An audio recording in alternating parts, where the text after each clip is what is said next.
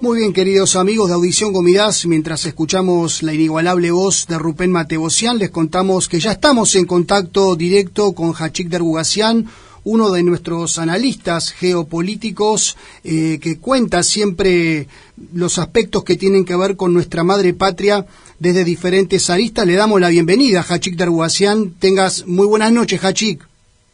Hola, buenas noches. Hachik, te convocamos por los acontecimientos que se han desarrollado en el día de ayer, las elecciones anticipadas en nuestra madre patria. Brevemente vamos a hacer un contexto, Hachik, si te parece bien, en qué contexto se realizaron las elecciones anticipadas. Hubo una firma de un tratado tripartito por parte del primer ministro interino en estos momentos, Nikol Pashinyan de Armenia, sin consulta al presidente, así lo manifestó el presidente, y sin consulta a la Asamblea Nacional que realizó el año pasado. Hubo renuncia masiva de funcionarios del oficialismo, sobre todo en materia de relaciones exteriores. Hubo una guerra que dejó más de 5.000 soldados fallecidos, otros miles con severas secuelas irreversibles. Hubo pérdidas territoriales, pérdidas materiales. Se suma a todo este contexto la invasión de soldados azerbaiyanos a Armenia, suelo soberano armenio, que según el propio gobierno, el oficialismo, se estima que son unos 1.000 que en estos momentos se encuentran en Armenia. Asimismo, por este motivo, el defensor del pueblo de Armenia, Arman Tatoyan, manifestó que recibe denuncias de habitantes tanto de la provincia de Syunik como Kegarkunik de que no pueden circular libremente por las rutas debido a las intervenciones que realizan los soldados de Azerbaiyán. Todo esto coronado por una estrategia nefasta con respecto al coronavirus que ya dejó más de 4.500 muertos en nuestra madre patria. Las elecciones le han dado la derecha al primer ministro interino Nikol Pashinyan. ¿Qué podemos decir al respecto, Hachik? Sí, en primer lugar, los muertos de COVID-19 en Armenia son, según mis informaciones, 5.500, no 4.500. Pero bueno, no voy a decir que es un detalle aparte, simplemente doy la información. Sí, con todo esto, con esta crisis, con la post-derrota, digamos, la crisis de gobernabilidad de la post-derrota y con todo lo que usted dijo en la situación extremadamente frágil de Armenia, las elecciones son un hecho. Si bien casi 50% de la población de los votantes no participaron, el resto dio, digamos, el mandato al primer ministro Nikol Pashinyan y no veo una forma de revertir este resultado, salvo que lo que se proyecta de acá probablemente en una semana, que cuando se esclarezca un poco la situación, es una crisis que va a permanecer, que va a seguir una crisis hacia afuera, porque Pashinyan va a ser digamos, débil frente a los azerbaiyanos y sus aliados, los turcos, y no va a poder defender los intereses de Armenia en la forma en que uno pensaba defender los intereses de Armenia, ¿no? Salvo si sus planes son otros para Armenia. Internamente, sin embargo, no veo cómo se pueden revertir los resultados. Es cierto que la principal fuerza que compitió, que es Kocharian y la Alianza Armenia, desconocieron los resultados, fueron a la justicia, hasta dijeron que no hubo, digamos, un dictamen justo de parte de los observadores internacionales, pero no veo que todo esto prospere. Entonces la gran pregunta es, sabemos lo que Nikol Pashinyan va a hacer, va a asumir y no sé si va a gobernar en forma democrática. Con respecto a esto, discúlpame que te interrumpa, él manifestó que iba a convertir la revolución de Terciopelo en un martillo de acero. Textualmente él manifestó esto en forma pública y Al mismo tiempo dijo que iba a endurecer su carácter hacia diferentes aspectos de la sociedad, incluyendo el de la Iglesia. En la semana pasada había emitido un comunicado Echmiadzin donde le recomendaba al primer ministro interino que tuviese un poco más de respeto con sus declaraciones y que sea un poco más reflexivo, pero evidentemente con la declaración del martillo de acero está dando una pauta, ¿verdad, Hachik?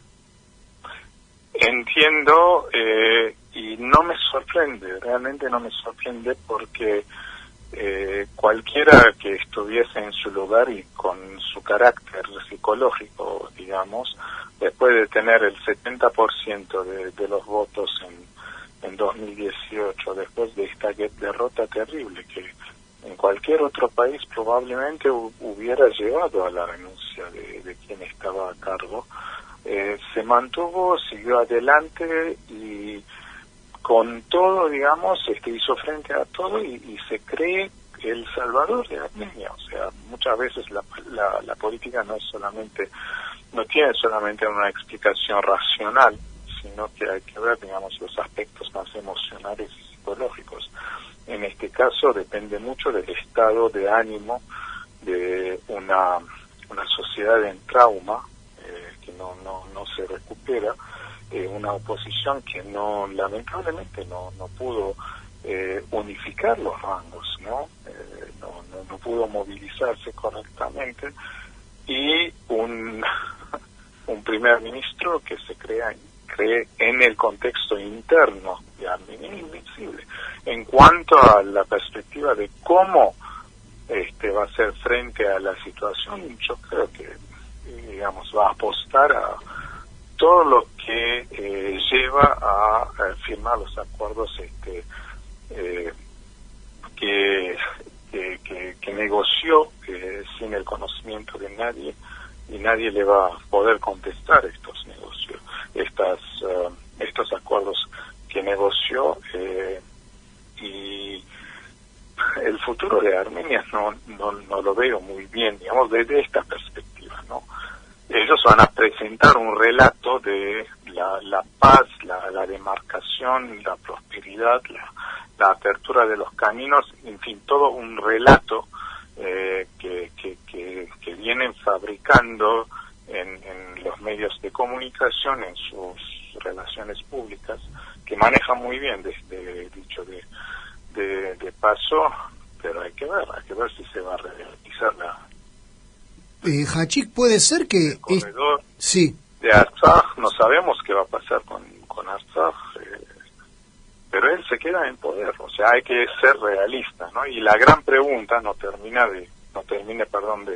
de concretar mi reflexión. La gran pregunta es qué va a hacer la oposición dentro de unos pocos días, unas semanas, digamos. ¿Qué va a hacer? ¿Cuál va a ser su estrategia? De eso hasta hoy no sabemos. Hay una situación que vos acabás de mencionar muy concreta, que es esta situación postraumática por la que atraviesa la sociedad en Armenia, luego de haber perdido una guerra en forma tan categórica, con un saldo tan trágico. ¿Se puede justificar que el 50%, más del 50%, no haya ido a votar por esta situación postraumática? Probablemente, y digamos, al menos que acontezca un milagro en la forma en que el ministro de Economía venía diciendo, o sea, un crecimiento de 2 dígitos en los próximos meses, no sé cómo se va a parar una nueva ola de emigración de Armenia. Probablemente no en este momento, ¿no? Los 2 o 3 meses de verano, y quizás cierta expectativa sobre la base de no sé qué cosa en Armenia, pero veo muy difícil las inversiones o lo que sea, o sea, todo para de alguna forma justificar cualquier acuerdo que puede llegar a firmar con Turquía, con Azerbaiyán, con el auspicio de Rusia, por supuesto. Entonces, la otra fase, digamos, de esta no participación a las elecciones es pensar cómo se pueden salir de Armenia, lamentablemente, ¿no? Al menos que haya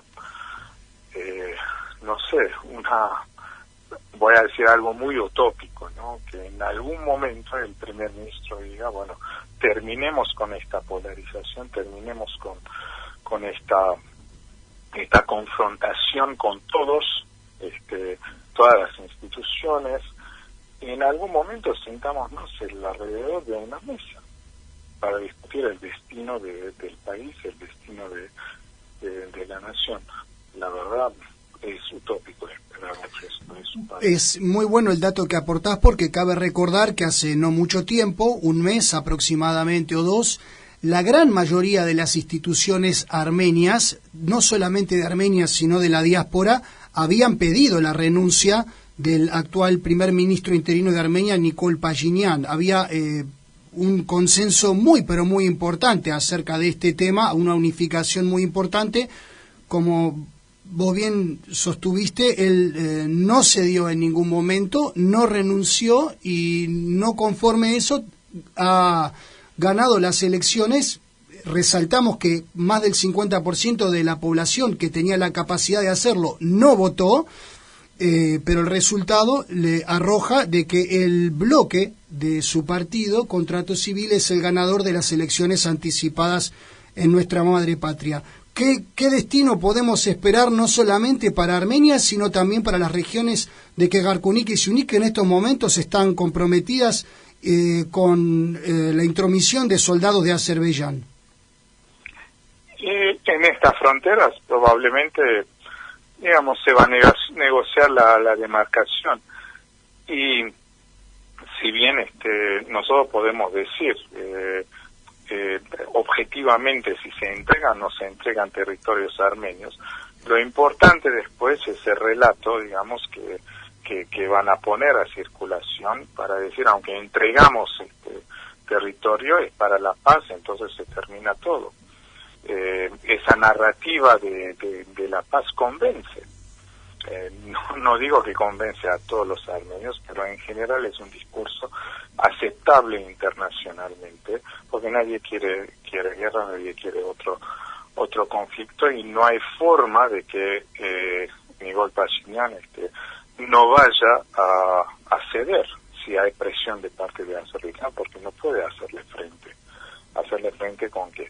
Y por otra parte es cierto que hay muchas instituciones en la diáspora le pidieron la renuncia, pero a ver, la institucionalización del Estado de Armenia es un marco interrogativo. O sea, sabemos que no se han fortalecido las instituciones estatales, menos la democracia, más allá de la formalidad de las elecciones, que eso sí, digamos, como todos los demás países exsoviéticos, quizá con la ventaja de que en Armenia no hay una familia que está en el poder y sigue toda su vida en el poder y pasa el poder a sus hijos.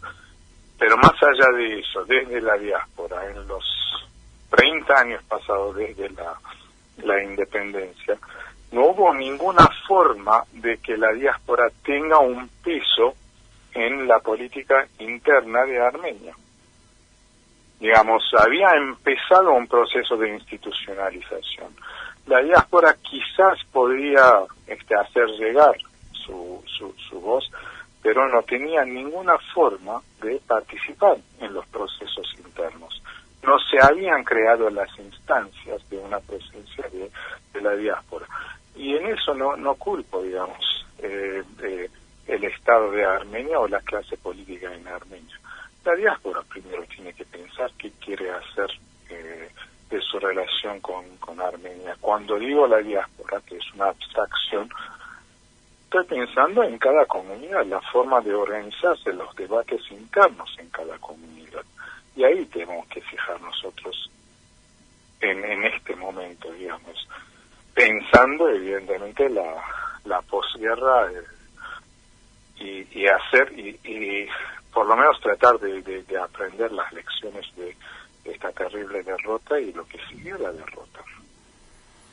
Muy bien, era la voz de nuestro compañero Hachik Dergugasyan, que siempre contribuye con su conocimiento. Él es profesor en estudios internacionales, máster en relaciones internacionales y analista geopolítico. Te agradecemos, como siempre, tu presencia en Audición Gomidas, Hachik. Conforme vayan pasando los días, seguramente te convocaremos nuevamente para ver cómo evoluciona la situación en nuestra madre patria que tanto nos preocupa desde aquí, desde la diáspora. Será un gusto. Muchas gracias, Hachik.